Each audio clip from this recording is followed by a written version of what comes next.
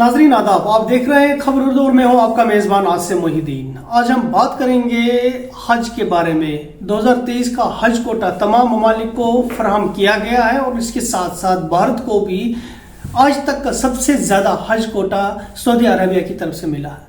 2019 में सबसे ज़्यादा आज़मीन हज के लिए भारत से गए थे। उस वक्त 1,40,000 लोग भारत से गए थे, लेकिन इस बार उससे भी कई ज़्यादा कोटा भारत को मिला है। 1,75,000 आज़मीन भारत से इस बार हज के लिए 2023 में हज के फ़राइज़ अंजाम देंगे। ये जो 500 सीटें होती थी, जो ये हज कोटा होता है, VIP हज कोटा होता है, ये सऊदी अरबिया की तरफ से भारतीय सरकार को मिलता है, प्रेसिडेंट को मिलता है, वाइस प्रेसिडेंट को मिलता है, प्राइम मिनिस्टर को मिलता है और इसके साथ साथ मिनिस्ट्री ऑफ माइनॉरिटी अफेयर्स को मिलता है ये कोटा। और ये लगभग 500 के करीब सीटें होती है जिनको VIP ट्रीट किया जाता है और उनको VIP ट्रीटमेंट दिया जाता है। यह कि मरकजी सरकार ने यह फैसला कर लिया है कि इस बार कोई भी VIP कोटा नहीं होगा।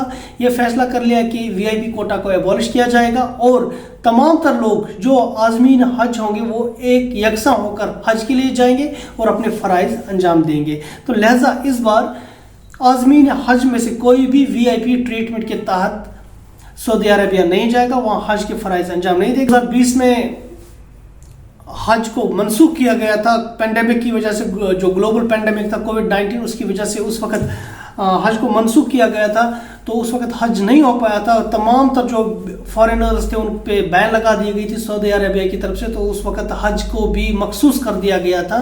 वहाँ के कुछ लोग ही, वहाँ के मखसूस लोगों को अलाउ किया गया था वो हज के लिए, और वो भी कुछ प्रोटोकॉल्स को लेके। लिहाजा इस बार सबसे ज़्यादा लोग भारत से हज के लिए जा रहे हैं। सरकारी जो आंकड़े जो हमारे पास है उनके मुताबिक 1,40,000 के करीब लोग ऐसे थे, जो सबसे बड़ा कोटा था 2019 में मिला था भारतीय सरकार को।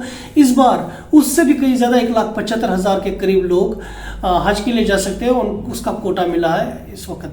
पिछली बार 9 लाख के करीब लोगों ने हज किया था 2021 में, और इस बार भी तवक्को की जा रही है कि लगभग 1 मिलियन यानी 10 लाख के करीब लोग ऐसे होंगे जो इस बार हज के लिए जाएंगे या फिर अपने हज के फ़राइज़ सऊदी अरबिया में अंजाम देंगे। ये तो हो गई हज के बारे में बात, और मैं अब आपको राजौरी पुंछ के बारे में भी एक बहुत बड़ी खबर देना चाहता हूँ। राजौरी पुंछ के इलाकों में जो सिक्योरिटी फोर्सेस हैं, उन्होंने वहाँ पर वो एक्सपेंड कर दिया नेटवर्क को, वहाँ पर ऑपरेशन को एक्सपेंड कर दिया गया है। वहाँ के जंगलों में इस वक्त मैनहंट चल रही है, रिहायशी इलाकों में, जहाँ से भी इस वक्त सिक्योरिटी फोर्स को ये खदशा नज़र आ रहा है कि कहाँ से वो भाग सकते हैं। जो मिलिटेंट्स 1 जनवरी को शहरी हलाकतों में जिम्मेदार थे, वो कहाँ से भाग सकते हैं, उन तमाम तर इलाकों को या फिर उन रस्तों को पहरा लगा दिया गया और वहाँ पर सर्च ऑपरेशन बड़े पैमाने पर शुरू कर दिया गया है।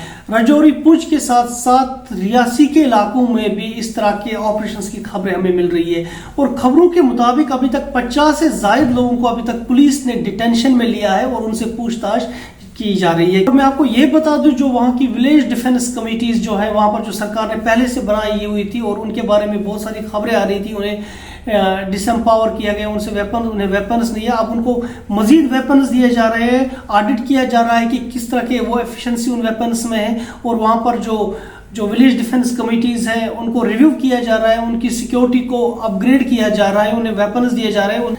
ये भी बताया जाता है कि जो वहाँ के जो एक्स सर्विसमैन है, जिन्होंने सिक्योरिटी एजेंसीज में काम किया है, पुलिस या आर्मी में काम किया है, उनको सिंगल लोडेड राइफल्स या फिर SLRs फराहम की जा रही है वहाँ पर पुलिस के दौरान। सरकार ने यह फैसला कर लिया था जब LG मनोज सिन्हा वहाँ पर दूसरे दिन गए थे, अटैक के दूसरे दिन जब वो वहाँ पर गए थे, उसके बाद उन्होंने ये फैसला कर दिया था कि जो यहाँ की विलेज डिफेंस कमेटीज है उनको स्ट्रेंथन किया जाएगा, वहाँ पर उनको मजीद वेपन्स दिए जाएंगे।